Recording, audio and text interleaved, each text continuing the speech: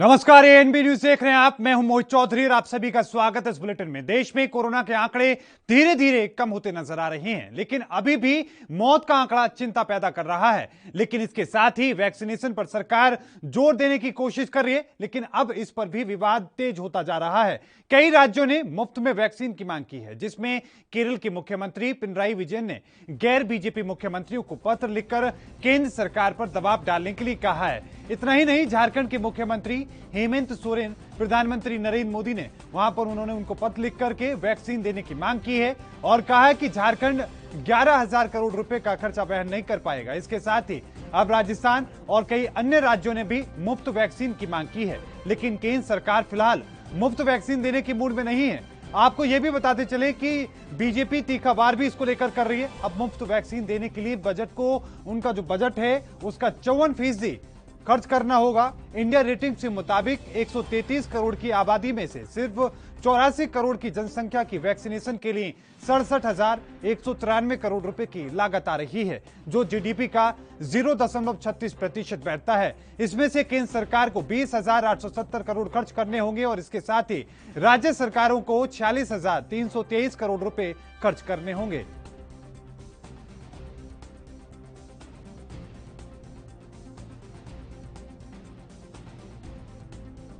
पैंतीस हजार करोड़ जो एलोकेट किए थे और ये भारतीय जनता पार्टी कहती थी कि एक विधान, एक संविधान और एक निशान का नारा बुलंद करने वाली कश्मीर से लेकर कन्याकुमारी एक रहेगा।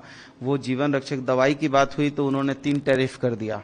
एक 150 रुपये में केंद्र लेगा और 300 और 400 रुपये में राज्य लेगा। ये राज्य सरकार के साथ कहीं ना कहीं नाइंसाफी है, विश्वासघात है और हमारे साथ सोतेलापन है। हम उनसे प्रार्थना करेंगे, निवेदन करेंगे कि हम लोगों के भी राज्य में फ्री वैक्सीनेशन के लाभ से हमारी जनता को लाभान्वित किया जाए।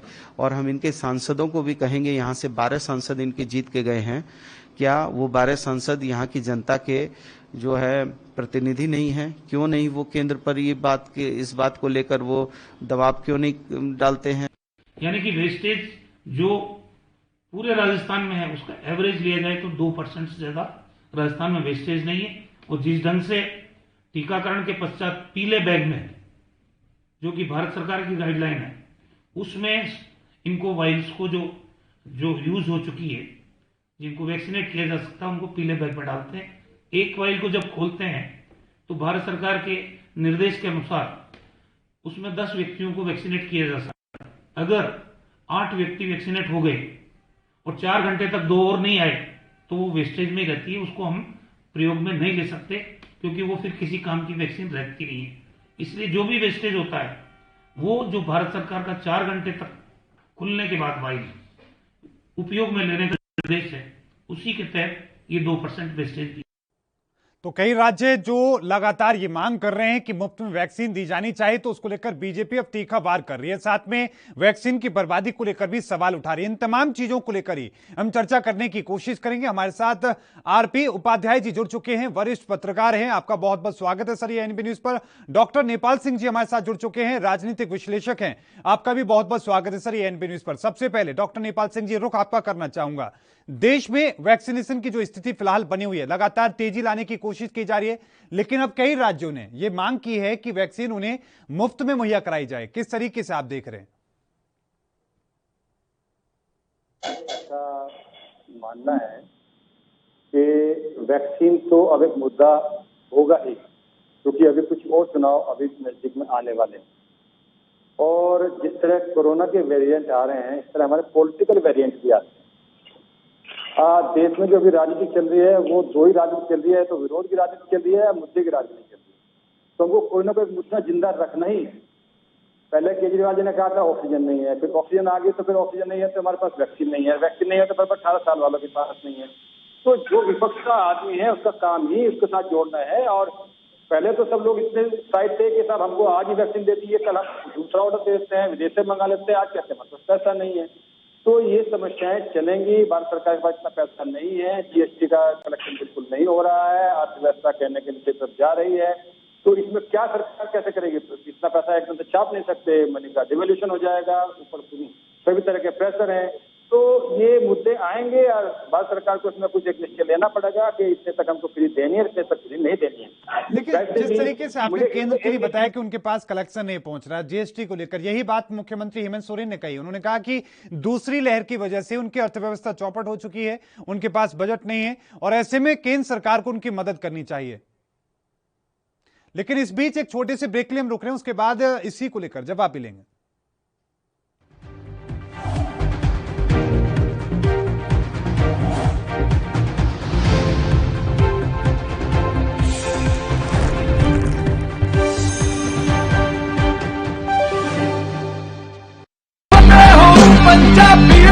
ਫਤਿਹ ਕਿਟ ਦਿੱਤੇ ਨੇ ਕਿ ਤੁਹਾਨੂੰ ਕਿਤੇ ਜਾਣ ਦੀ ਲੋੜ ਨਹੀਂ। ਅਗਰ ਤੁਸੀਂ ਪੋਜ਼ਿਟਿਵ ਹੋ, ਸਟੇਜ 1 ਦੇ ਵਿੱਚ ਹੋ, ਲੈਵਲ 1 ਦੇ ਵਿੱਚ ਹੋ, ਆਪਣੇ ਘਰ 'ਚ ਜਾਓ, ਫਤਿਹ ਕਿਟ ਤੁਹਾਨੂੰ ਮਿਲ ਜੂਗਾ। ਬਿਮਾਰੀ ਦਾ ਕੀ ਦਵਾਈ ਲੈਣੀ ਹੈ, कैसे ਲੈਣੀ ਹੈ, ਸਾਰਾ ਕਾਗਜ਼ ਵਿੱਚ ਹੈ। ਕੋਈ ਬੰਦਾ ਆਊਗਾ ਜਿਹੜਾ ਤੁਹਾਨੂੰ ਦੇਊਗਾ ਔਰ ਉਹ ਸਮਝਾਊਗਾ ਵੀ ਤੁਹਾਨੂੰ, ਉਹ ਤੁਸੀਂ ਲਓ।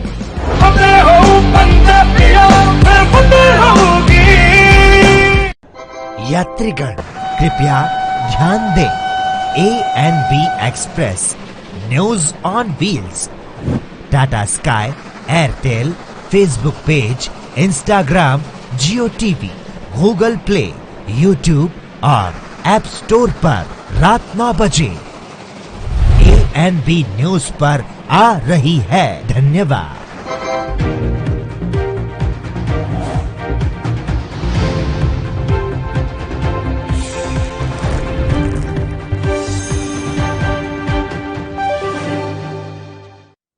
तो ब्रेक के बाद एक बार फिर से आपका स्वागत है। लगातार चर्चा जारी है, दोनों मेहमान हमारे साथ बने हुए हैं। डॉक्टर नेपाल सिंह जी, मेरा सवाल यही था कि जो केंद्र के साथ दिखते हैं वही राज्यों के साथ आ रही है। झारखंड के मुख्यमंत्री ने यही तर्क दिया है।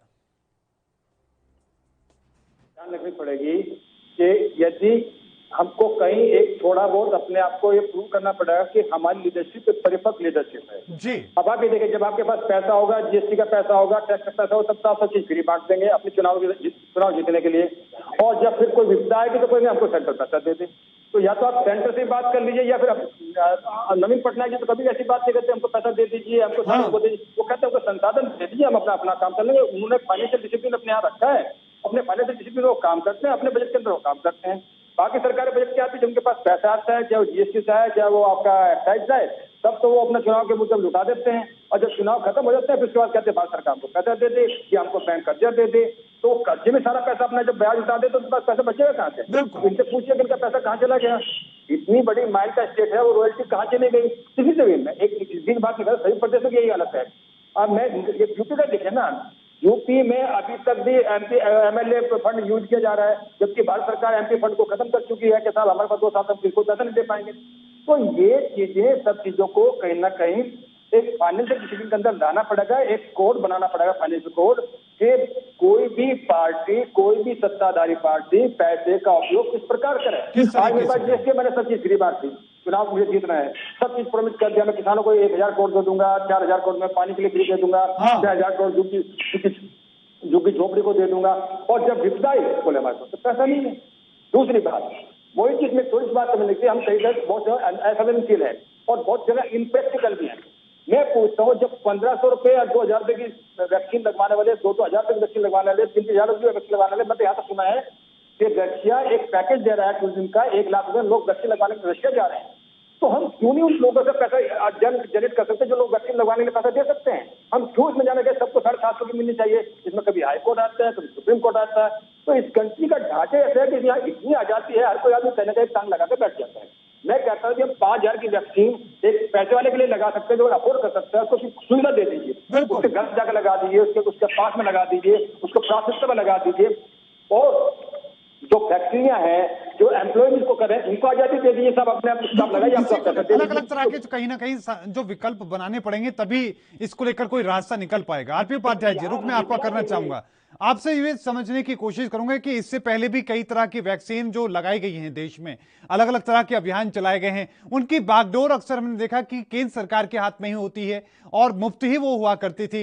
आखिरकार इस बार क्या स्थिति आपको नजर आती है कि हालात बदलते हुए नजर आ रहे हैं? वैक्सीन की कीमत को लेकर भी बदलाव देखने को मिलता है, वैक्सीन को लेकर राजनीति भी देखने को मिलती है और केंद्र ने इसमें राज्यों को भी शामिल कर दिया है। ये किस तरीके से आप देख रहे हैं?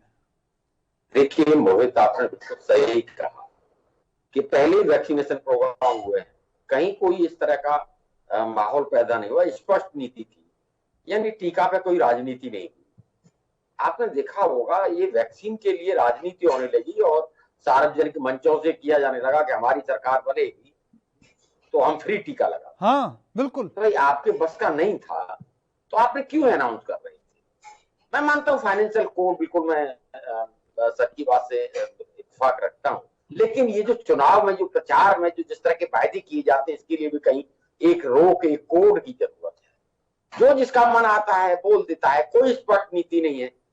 बिल्कुल सही कहा कि नेपाल सिंह जी ने कि लोगों की जेब में पैसा है, लगवा सकते हैं बहुत सारे लोग, सबको फ्री की वैक्सीन की जरूरत नहीं है, लेकिन प्लान कौन बनाएगा? क्या जनता प्लान बनाएगी? और सरकारें किस लिए चुनी जाती है कि सरकारें एक रोड मैप तैयार करें, बताएं कि भाई ये इतने पैसे में कोई भी वहां जाके लगवा सकता है, वहां अवेलेबल है, तो वो जो अफरा तफरी का माहौल है वो खत्म होगा। अभी तक क्या है कि आप एक तरफ कहते हैं कि हम फ्री वैक्सीन देंगे, फ्री लगाएंगे, केंद्र कहता है, केंद्र ने कई राज्यों में वायदा किया है, अब क्या हो गया? नहीं लेकिन फिर अलग अलग रेट। लेकिन इन सब चीजों के बीच में सर पिस तो जनता ही रही है कहीं ना कहीं, क्योंकि हम देख रहे हैं राजस्थान में हमने देखा कि कूड़े में अब 500 बॉयल मिले, 2500 से ज्यादा डोज उसमें बर्बाद हुई। रघु शर्मा जो कि स्वास्थ्य मंत्री वो कहते हैं कि नहीं किसी तरह की बर्बादी नहीं हुई। तो इस तरह की तस्वीर भी बल्कि देखने को मिलती है, इसमें पिसती तो जनता ही है। देखिए उसके लिए आपको, मैंने कहा ना कि आपको पॉलिसी मैटर तो सरकार को तय करना होगा।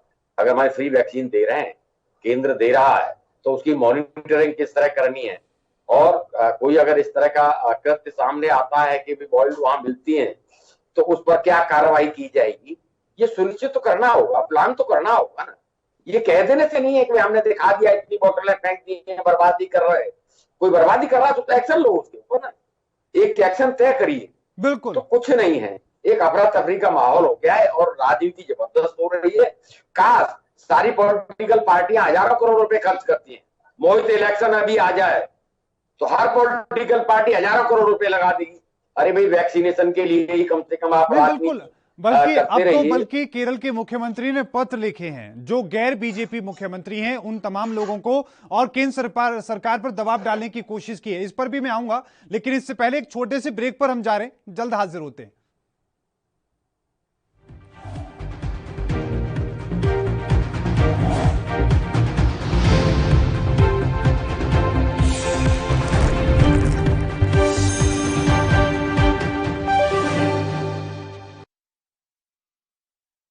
कोरोना वायरस ਨੂੰ ਅਸੀਂ ਤਾਂ ਹੀ ਹਰਾ ਸਕਦੇ ਹਾਂ ਜੇਕਰ ਅਸੀਂ ਆਪਣੇ ਵੱਧ ਤੋਂ ਵੱਧ ਟੈਸਟ ਕਰਵਾਵਾਂਗੇ ਤੇ ਵੈਕਸੀਨੇਸ਼ਨ ਲਗਵਾਵਾਂਗੇ। जैसे ਤੁਹਾਨੂੰ ਕੋਈ ਥੋੜੀ ਬਿਮਾਰੀ ਵੀ ਲੱਗੇ, ਤੁਹਾਨੂੰ ਲੱਗੇ ਕਿ ਮੈਨੂੰ ਮੇਰੀ ਛਾਤੀ 'ਚ ਦਰਦ ਹੈ ਜਾਂ ਮੈਨੂੰ ਖਾਂਸੀ ਹੋ ਗਈ ਜਾਂ ਮੈਨੂੰ ਜ਼ੁਕਾਮ ਹੋ ਗਿਆ ਜਾਂ ਮੇਰਾ ਬਦਨ 'ਚ ਦਰਦ ਹੈ, ਤੁਸੀਂ ਵੇਟ ਨਾ ਕਰੋ, ਟੈਸਟ ਕਰਾਓ। ਪੰਜਾਬ ਸਰਕਾਰ ਵੱਲੋਂ ਕੋਰੋਨਾ ਵਾਇਰਸ ਨਾਲ ਨਜਿੱਠਣ ਲਈ ਪੰਜਾਬ ਦੇ ਪਿੰਡਾਂ ਵਿੱਚ ਵੈਕਸੀਨੇਸ਼ਨ ਡਰਾਈਵ ਚਲਾਈ ਗਈ ਹੈ ਤਾਂ ਜੋ 18 ਸਾਲ ਤੋਂ ਉੱਪਰ ਦੇ ਸਾਰੇ ਲੋਕ ਜਲਦ ਤੋਂ ਜਲਦ ਆਪਣੀ ਵੈਕਸੀਨੇਸ਼ਨ ਕਰਵਾ ਸਕਣ। पूरे पंजाब ਦੇ ਪਿੰਡਾਂ ਲਈ ਕੋਵਿਡ ਟੈਸਟਿੰਗ ਕੇਂਦਰ ਸਥਾਪਿਤ ਕੀਤੇ ਗਏ ਨੇ। ਜੇਕਰ ਤੁਹਾਨੂੰ ਬੁਖਾਰ ਜ਼ੁਕਾਮ ਜਿਹੇ ਲੱਛਣ ਮਹਿਸੂਸ ਹੁੰਦੇ ਹਨ ਤਾਂ ਤੁਰੰਤ ਆਪਣਾ ਕੋਰੋਨਾ ਵਾਇਰਸ ਦਾ ਟੈਸਟ ਕਰਵਾਓ। ਕੋਰੋਨਾ ਸੰਬੰਧੀ ਜਾਣਕਾਰੀ ਲਈ 104 ਹੈਲਪਲਾਈਨ ਤੇ ਕਾਲ ਕਰੋ। तो ਤੁਸੀਂ ਪਲੀਜ਼ ਇਸ ਗੱਲ ਤੋਂ ਹੁਣ ਮੇਰੀ ਗੱਲ ਮੰਨੋ ਕਿ ਆਪਾਂ ਪੰਜਾਬ ਨੂੰ ਬਚਾਉਣਾ ਹੈ, ਆਪਣੇ ਪਰਿਵਾਰਾਂ ਨੂੰ ਬਚਾਉਣਾ ਹੈ, ਆਪਣੇ ਪਿੰਡ ਨੂੰ ਬਚਾਉਣਾ ਹੈ, ਤੁਸੀਂ ਆਪਣੇ ਮੁਹੱਲਿਆਂ ਨੂੰ ਬਚਾਉਣਾ ਹੈ। ਤੁਸੀਂ ਜੋ ਦੱਸਿਆ ਡਾਕਟਰਾਂ ਨੇ ਕਰੋ। हिदायतां दी पालना करके आओ मिल के करिए कोरोना ते फतेह। यही है साडा मिशन फतेह।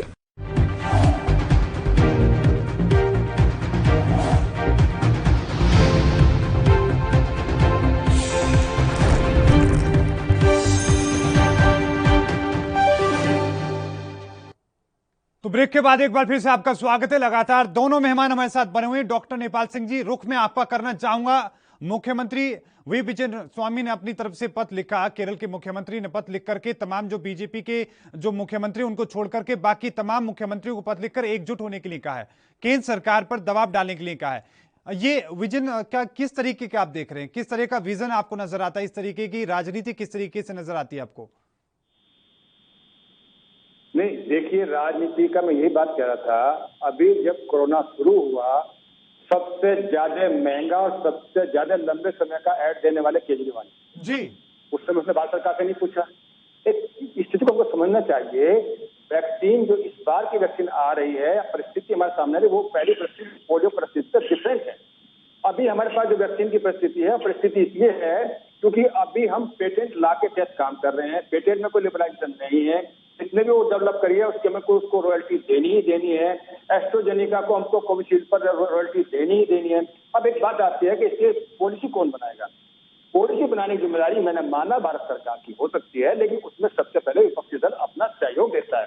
सबसे पहले विपक्षी दल कांग्रेस, केजरीवाल जी सुप्रीम कोर्ट गए कि सबको अलग अलग दाम पर वैक्सीन क्यों मिल रही है, फ्री वैक्सीन क्यों नहीं मिल सकती है, फाइजर क्यों नहीं आ सकती है। जब इनके पास देसी वैक्सीन खरीदने के लिए पैसा नहीं है तो फाइजर के लिए कहां ऑर्डर देंगे। इसका मतलब कल तो लोगों को बहका रहे थे। मेरा पॉइंट फिर ये क्या कहना है, देश की परिस्थितियों के हिसाब से हमें एक समझदार निर्णय लेना चाहिए। अब इसके लिए एक लॉन्ग टर्म पॉलिसी बनानी चाहिए। इसको सोचे हम 2 महीने खत्म कर देंगे, असंभव बात है। अमेरिका पे आज तक नहीं खत्म हुआ, जिसके पास वैक्सीन सबसे ज्यादा रखी है, सबसे ज्यादा धनी देश है। पूरी दुनिया में कहीं ऐसा नहीं हुआ कि हमको 130 करोड़ लोगों को वैक्सीनेशन करना है।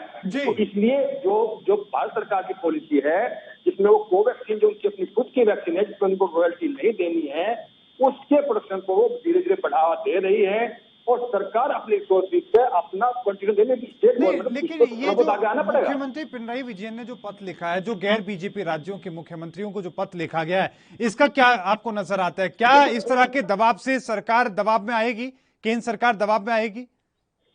ये एक पॉलिटिकल स्टैंड है, पॉलिटिकल परिया है कि कोई ना कोई मुद्दा जिंदा रखना ना। कोरोना चला गया तो मुद्दा क्या रहेगा। अब कोरोना तो चला गया है, कंट्रोल में आ गया है। अब कोई तक नया मुद्दा लेकर आना है ना विपक्ष को। अब फार्मर मुद्दा में धीरे धीरे ढीला हो रहा है। ममता जी ने एक तो मुद्दा दिया था वो भी ढीला हो गया है। अब कोई तो नया मुद्दा चाहिए ना। अब ये वैक्सीन की कॉस्ट पर बात चलेगी, कल वैक्सीन की कॉस्ट पर भी हो जाएगी तो फिर इस पर बात चलेगी कि इसको कितनी सब्सिडी मिलनी चाहिए। अब इसको जनसंख्या के आधार पर मिलनी चाहिए कि गरीबी के इंडेक्स के आधार पर मिलनी चाहिए। तो मुद्दा राजनीति में जिंदा रखना राजनीति की जरूरत होती है। और उन्होंने इसमें सभी अपने विपक्षी लोगों को लिखा है। इनको नहीं, उन्होंने लिखा होगा, उसको किसी ने कहा होगा, किसी बड़े दलों ने कहा होगा कि आप देखिए इसमें आप लोग इतना आपका साथ जुटेंगे। तो एक ये माहौल बनाया जाता है, पॉलिसी माहौल बनेगा। सरकार अपना काम कर रही है, नेता अपना काम कर रहे हैं। बिल्कुल। आरपी उपाध्याय सर, आप किस तरीके से देख रहे हैं कि क्योंकि केरल का खास तौर पर, क्योंकि वो हिंदी भाषी क्षेत्र नहीं है और किसी वहां पर इस तरह की कोई चुनाव की स्थिति भी नजर नहीं आती है, वो पत्र लिखते हैं और तमाम विपक्ष को एकजुट होने के लिए कहते भी हैं और केंद्र सरकार पर हमला करते हैं, बोलते कि केंद्र पल्ला झाड़ रहा है वैक्सीन पर। देखिए, हम राज्यों को अलग क्यों लेते हैं? भारत के राज्य हैं, वहां जो निवासी हैं वो भारतवासी हैं, उनकी समस्याएं भी भारत की समस्याएं हैं, देश की समस्याएं हैं। हम इस तरीके से अगर व्यवहार करेंगे, इस तरह की नीतियां हम लाएंगे तो हर राज्य अपने आप को अलग महसूस करे, वो ठीक नहीं है। मैंने पहले भी कहा, स्पष्ट नीति के अभाव में ये सारी चीजें पैदा हुई। और अभी मैं सुन रहा था कि मुद्दा किसने बनाया वैक्सीन को मुद्दा केंद्र सरकार ने बनाया। बिहार के इलेक्शन में बोला गया कि हम हमारी सरकार बनती है फ्री वैक्सीन लगा देंगे। क्या जरूरत थी? आपको गहन विचार विमर्श करना चाहिए, बोलने से पहले एक नीति बनानी चाहिए। तो नीति और स्पष्टता नहीं, एक असमंजस की स्थिति है। यानी आज आप फ्री दे भी रहे, या तो फ्री देके या क्लियर बोल देते कि भाई नहीं, किसी भी राज्य को कोई वैक्सीन हम नहीं दे पाएंगे, अपने अपने अरेंजमेंट करने होंगे या इतना इतना पैसा आपको जमा कराना होगा। मेरे समझ से तो इस तरह की कोई स्पष्टता नहीं। और हम जो नापते हैं, देखिए, जनता सबको वोट करती है और जनता देश की होती है, किसी पॉलिटिकल पार्टी की नहीं होती है। नहीं, ये बात आपकी ठीक है, लेकिन इसको लेकर जो जवाब दिया जा रहा है वो ये दिया जा रहा है बीजेपी के द्वारा, सरकार के द्वारा, कि मात्र 2% लोगों की वैक्सीनेशन में अभी तक पैसा लिया गया है। बाकी तमाम जो लोग जिनको वैक्सीन अब तक लगाई गई है वो केंद्र सरकार ने लगाई, वो मुफ्त लगाई है। देखिए, वही तो एक प्रॉब्लम है ना कि अब तक आपने फ्री लगाई है, अब आप कह रहे हैं कि राज्य अपना अरेंजमेंट कर लें। और राज्य जब टेंडर के लिए जाते हैं तो अमेरिकन कंपनियों ने साफ कह दिया कि भाई हम डील करेंगे, केंद्र के साथ करेंगे, पेमेंट भी केंद्र से लेंगे। तो राज्य क्या करेगा? जो केंद्र का कार्य है वो तो केंद्र को करना पड़ेगा ना। और रहा, अभी मैं सुन रहा था नेपाल सिंह जी भी कह रहे थे भी केजरीवाल जी ने सबसे पहले एडवर्टाइजमेंट का शुरू किया। किसने एडवर्टाइजमेंट शुरू नहीं किया? हर सरकार अपने एडवर्टाइजमेंट पर पैसा खर्च कर रही है, जनता के सरोकारों पर। लेकिन सर, उन कीमतों पर जब हमें अपने डॉक्टरों की और नर्स की उनके वेतन नहीं दे पा रहे हैं इस कीमत पर, देखिए, वो बिल्कुल निंदनीय है, ऐसा नहीं है। लेकिन कौन मान रहा है? हम फ्री की बात करते हैं, केंद्र सरकार भी किसानों खाते में डाल रही है, दूसरी योजनाओं में पैसे दे रही है। हाँ। तो एक पिक एंड चूज नहीं है बिल्कुल। एक पिक एंड चूज नहीं है कि भाई मैं कर रहा हूं तो गलत है, सामने वाला कर रहा है तो वो सही है, वो नहीं है। पत्रकार की नजर में बिल्कुल सारी चीजें बराबर है। कोई भी गलत कर रहा है मैं गलत बोलूंगा, उससे जो ठीक कर रहा है लेकिन मैं अगर समझता हूं वो ठीक है तो ठीक बोलेंगे। अच्छा, एक और बात कि हमने देखा कि 44 साल से ऊपर जो लोग थे उन लोगों को मुफ्त में सरकार ने दी, उसके बाद 18 से 44 साल के लोग आ गए, तो उसके उन लोगों को उन्होंने कहा कि राज्य, अगर अब मानकर चले कि बच्चों के वैक्सीनेशन को लेकर भी अब बातें चल रही हैं, रिसर्च इसको लेकर चल रही है, क्या लग रहा है कि ऐसी स्थिति बनती है कि इसकी इजाजत मिल जाती है, चाहे 10 साल से ऊपर मिले या 5 साल से ऊपर मिले या सभी को मिल जाए जो भी 18 साल से नीचे के लोग हैं, क्या लग रहा है कि सरकार उसमें केंद्र अपनी तरफ से पैसा देगा, ये उसको मुफ्त रखेगा, या राज्य सरकारों के ऊपर डालेगा? क्योंकि राज्य सरकारों के ऊपर डालेगा तो फिर दबाव और ज्यादा बढ़ जाएगा राज्यों पर। देखिए मोहित, हम जो टैक्स देते हैं, ये जो पैसा सरकारें उठाती है वो किस लिए देती है? देखिए अगर मान लीजिए इस तरह की सिचुएशन है, बेरोजगारी बढ़ी है, 1 करोड़ लोग और इसमें 8 से 12% बेरोजगारी हो गई, हाँ। महंगाई चरम पर है, मेरी जेब में पैसा नहीं है। अगर मेरी जेब में पैसा नहीं है तो क्या मुझे मर जाना चाहिए?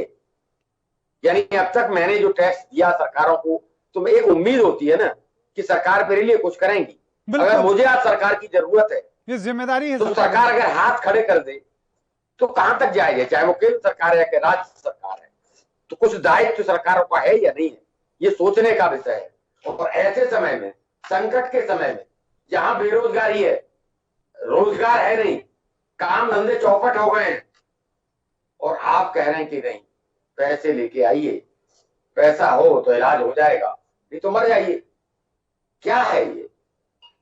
तो सरकारें अपना दायित्व निभाएंगी और स्पष्ट नीति बनाएंगी। कम से कम जो गरीब व्यक्ति है, समाज का आखिरी व्यक्ति है, जिसको बेरोजगार है, उसे ज्यादा जरूरत है, उसको फ्री देना पड़ेगा, उसको देना पड़ेगा पैसे के लिए। बिल्कुल, चाहे राज्य सरकारें दें या केंद्र सरकार दें। डॉक्टर नेपाल सिंह जी, मैं रुख आपका करूं, लेकिन उससे पहले एक छोटे से ब्रेक पर हम जाएंगे और ब्रेक के बाद जल्दी हाजिर होते हैं।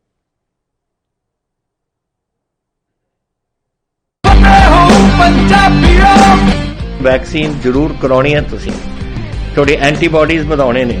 ਜਦੋਂ ਤੁਹਾਡੇ ਐਂਟੀਬਾਡੀਜ਼ ਵਧਣਗੇ, ਉਹ ਐਂਟੀਬਾਡੀਜ਼ ਨੇ ਜਿਹੜੀ ਕਰੋਨਾ ਦੇ ਨਾਲ ਜੰਗ ਲੜ ਸਕਦੀ ਹੈ ਤੁਹਾਡੇ ਬਾਡੀਜ਼ ਦੇ ਵਿੱਚ। ਇਹ ਤੁਹਾਨੂੰ ਕਰਾਉਣਾ ਚਾਹੀਦਾ ਹੈ। ਤੁਹਾਨੂੰ ਉਹ ਡਾਕਟਰ ਜੋ ਪਹਿਲੇ ਦਿਨ ਤੋਂ ਕਹਿ ਰਹੇ ਨੇ ਮਾਸਕ ਨਹੀਂ ਭੁੱਲਣਾ। ਅਗਰ ਕਿਸੇ ਨੂੰ ਕੋਵਿਡ ਹੋ ਵੀ ਚੁੱਕਿਆ, ਉਹਨੂੰ ਵੀ ਦੇਖੋ ਕਿ ਮਾਸਕ ਪਹਿਨੇ, ਕਿਉਂਕਿ ਸਟ੍ਰੇਨਸ ਬਦਲਦੇ। ਇਹ ਜਿਹੜੇ ਸਟ੍ਰੇਨ ਨੇ ਨਾ ਕਰੋਨਾ ਦੇ, ਇਹਨਾਂ ਦੀ ਮਿਊਟੈਂਟਸ ਬਣ ਜਾਂਦੇ ਨੇ।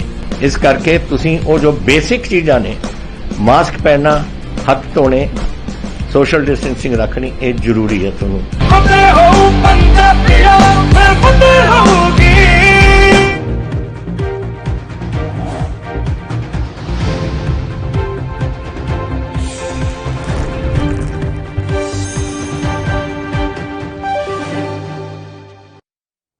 तो ब्रेक के बाद एक बार फिर से आपका स्वागत है। दोनों मेहमान हमारे साथ बने हुए हैं। डॉक्टर नेपाल सिंह जी, रुख में आपका करना चाहूंगा, एक तो बच्चों को लेकर, वैक्सीनेशन को लेकर आपको क्या लगता है कि केंद्र सरकार इसका खर्चा वहन करेगी या इसका भी राज्य सरकारों पर डाला जा सकता है?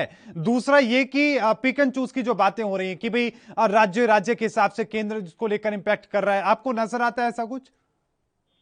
नहीं, मुझे ऐसा कुछ नजर नहीं आता। देखिए, ये कहना हमारे फेडरल सिस्टम में राज्य सरकार की भी उतनी जिम्मेदारी जितनी केंद्र सरकार की जी, कि हर चीज को केंद्र सरकार पर डाल देना ये बिल्कुल गलत प्रक्रिया है। सरकार, ये देखिए अभी केरल में चुनाव हुए, माननीय राहुल जी वहां पर गए। मैं कोई भाजपा का स्पोक्स पर्सन नहीं हूँ, यहाँ मैं बिल्कुल ठीक कहता हूँ कि इसकी शुरुआत जो है भाजपा ने गलत करी कि उन्होंने चुनाव में वादा किया कि हम बिहार में फ्री वैक्सीन देंगे, लेकिन वो चुनाव एक पार्टी का वादा था। यदि हमारी सरकार आगे तो हम देंगे। और आज भी जो भाजपा के साजिश पर थे, किसी ने कहा कि हमको फ्री वैक्सीन दे दीजिए, यानी कि वो अपने वादे पर अभी भी इसका अमल कर रहे हैं, चाहे वो कैसे जुटा रहे अपने पैसे। मैं पूछता हूँ, केरल में माननीय राहुल जी गए तो क्या मछुआरों के लिए स्पेशल योजना लेकर आएंगे, अलग से स्कीम चलाएंगे, उसके लिए पैसा उनके पास आ गया, फिर मछुआरे के लिए पैसा आ गया। अरे जब कोरोना से जिंदा रहेगा तो मछुआरा काम करेगा ना, हमें वैक्सीन के लिए पैसा चाहिए। तो मेरा कहना मतलब ये है, ये अभी समस्या नहीं एक मुद्दा है, क्योंकि देखिए कोरोना थोड़ा चला गया है, फार्मेसी से थोड़ा ढीला पड़ गया है। अभी दूसरे मुद्दे, कोर्ट ने जो सेंट्रल विस्टा प्रोजेक्ट को भी डिनाई कर दिया है। एक मुद्दा तो जिंदा रखना ना, इसलिए हम लोग इकट्ठे होंगे, मुद्दा चलाएंगे, इसका सोल्यूशन ढूंढना चाहिए। तो मुद्दे बात करें, सोल्यूशन ढूंढना चाहिए कि साहब हमारी ये सब परिस्थिति है, हमको आप शॉर्ट टर्म लोन दे दीजिए या इतना खर्चा वहन कर दीजिए। कहीं ये तो गाना बजाना करिए कि हमको इतनी चीज मिल जाएगी, हम इसका वेस्टेज रोकेंगे। कोई वैक्सीन देखिए रोकने की लेकिन जिम्मेदारी सर, तो अब दे रहा है। देखिए जो बीजेपी राज्य हैं, जो बीजेपी राज्यों की हम बात करें, हरियाणा की हम बात करें, उत्तर प्रदेश की हम बात करें, या बाकी राज्यों के, मध्य प्रदेश सहित बाकी राज्यों की हम बात कर दें, बिहार की भी हम बात करें, वहां की स्थिति भी बहुत अच्छी नहीं है डॉक्टरों की, वेतन के मामले में, पैसे के मामले में, लेकिन वो राज्य चुप है। तो दे रहे हैं ना, वो अपनी जनता वैक्सीन तो दे रहे हैं ना। जी। वो अपने बजट में क्या कटौती करेंगे, बजट में कहां से पैसा एडजस्ट करेंगे। देखिए जब भी मेरे पास जो कोरोना आया है, मैंने भी अपने कुछ बजट कट किए हैं। कुछ बच्चों के लिए ये कहा थे ये चीज नेक्स्ट मंथ में दूंगा, अगले साल में दूंगा, हमने भी कट किए हैं। एक प्रदेश के मुखिया का ये होता है, जब आपातकाल सिचुएशन होती है तो वो अपने घर का बजटिंग करता है, उसमें ऐसे खर्चों को रोकने की कोशिश करता है जिनको कि हम कट कर सकते हैं, चाहे वो किस तरह से कहीं भी कट किए जाए, वो करने पड़ते हैं। तो इसके फाइनेंशियल डिसिप्लिन के साथ तो वो कोई आ नहीं रहे कि साहब हम अपने पास बचाएंगे, इतनी हमको मदद कर दीजिए। वो तो क्या इसका मुद्दा बना रहे हैं। मैं पूछता हूँ नवीन पटनायक जी, वो तो भाजपा के व्यक्ति नहीं है, वो तो कभी पैसे की डिमांड नहीं करते। इसका मतलब उसका नेतृत्व है, परिपक्व नेतृत्व है, वो अपना फाइनेंशियल डिसिप्लिन बना के चलते हैं। यकीनन बहुत बहुत धन्यवाद आप दोनों मेहमानों का। समय की कमी के चलते चर्चा को यहीं समाप्त कर रहे हैं, लेकिन बहुत बहुत धन्यवाद जो आपने अपना कीमती वक्त किया। लगातार जिस तरीके से विवाद जो बढ़ता जा रहा है, कई राज्य ऐसे हैं जो मुफ्त वैक्सीन की मांग केंद्र से कर रहे हैं, लेकिन इसको लेकर बीजेपी को जवाब देने के बजाय बल्कि तीखा इसको लेकर प्रहार कर रही है। देखना दिलचस्प होगा कि इसको लेकर अब क्या फैसला होता है। लगातार खबरों के लिए देखते रहे ANB न्यूज। मुझे दीजिए इजाजत, धन्यवाद।